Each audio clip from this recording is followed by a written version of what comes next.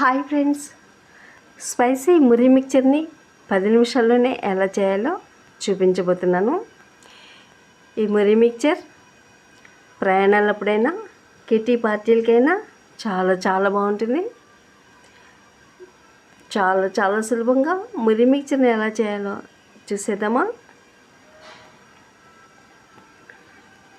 Stove on చేసుకుని కడాయి పెట్టి 2 చెంచాల ఆయిల్ వేసి కొద్దిగా పసుపు కూడా వేసి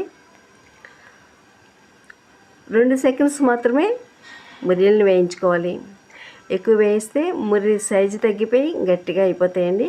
మురియలు మనం తీసుకున్నప్పుడే చాలా ఫ్రెష్గా ఇలా ఫ్రెష్ చేస్తే పిండిలాగా అయిపోవాలి.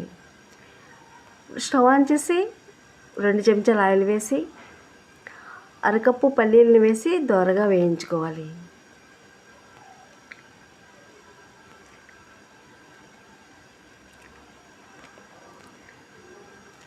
పల్లీలు క్రిస్పీగా అయినంత వరకు వేయించుకుని వీటిని ఒక బౌల్లోకి తీసుకుని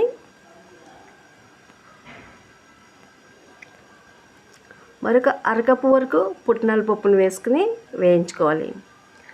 పుట్నాల పప్పు కలర్ మారకుండా వేయించుకోవాలండి. కలర్ మారితే గట్టిగా అయిపోతాయి. తెల్లగా ఉండగానే పుట్నాల పప్పును కూడా తీసి వేరే బౌల్లోకి వేసేసుకోవాలి. మరొక 2 చెంచాల ఆయిల్ వేసుకుని కొద్దిగా జీడిపప్పులను కూడా వేసి గోల్డెన్ బ్రౌన్ కలర్ వచ్చినంత వరకు వేయించుకుని వీటిని కూడా ఒక బౌల్లోకి తీసుకుని కరివేపాకుని ముందుగానే బాగా వాష్ చేసుకుని చెమ్మ లేకుండా తుడుచుకుని కరివేపాకు కూడా క్రిస్పీగా అయినంత వరకు రోస్ట్ చేసుకుని వేరొక బౌల్లోకి తీసుకోవాలి. ముందుగానే వేయించుకున్న జీడిపప్పు, పుట్నాల పప్పు, పల్లీలు ఇంకా కరివేపాకు వీటన్నిటిని మురిలోకి వేసేసుకోవాలి.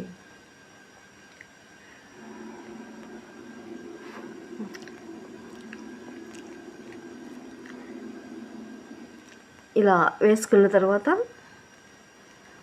రుచికి సరిపడా సాల్ట్ ఇంకా 2 చెంచాల వరకు కారం వేసుకోవాలి. మీరు కారానికి బదులుగా నూనెలో వేయించుకున్న ఎండుమిర్చిని కూడా క్రష్ చేసుకుని వేసుకోవచ్చండి. నేను ఎండుమిర్చికి బదులుగా కారాన్ని వేస్తున్నాను. అలాగే రుచికి సరిపడా ఉప్పు, వేయించిన జీలకర్ర పొడి 1/2 స్పూన్ యాడ్ చేసుకుని పంచదార పొడి కూడా వేసి అంతా బాగా టాస్ చేసుకోవాలి.